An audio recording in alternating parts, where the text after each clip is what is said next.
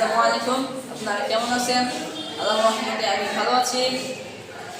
গত ক্লাসে আমি আলোচনা করেছিলাম টেন্স সম্পর্কে। আজকে আমরা আলোচনা করব প্রেজেন্ট টেন্সকে চার ভাগে ভাগ করা হয়েছে।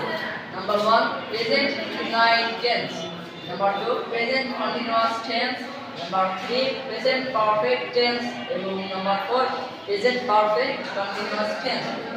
আজকে আমরা শিখব প্রেজেন্ট ইনডিফিনাইট টেন্স। এর সংজ্ঞাটা আমরা এইভাবে দিতে পারি যে কোনো কাজ বর্তমানে হয় কিংবা অভ্যাসগত বা চিরন্তন সত্য বোঝালে তাকে প্রেজেন্ট ইনডিফিনাইট টেন্স বলে। কোনো কাজ বর্তমানে হয়, অর্থাৎ আমি বর্তমান যে কাজটা করি সেটি হচ্ছে প্রেজেন্ট ইনডিফিনিট টেন্স।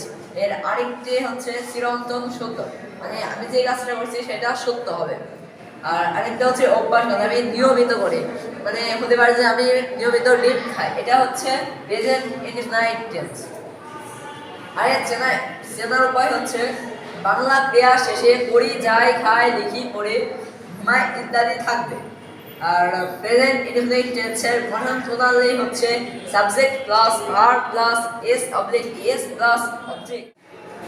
আগামী ক্লাসে আমরা শিখব এস বা ইএস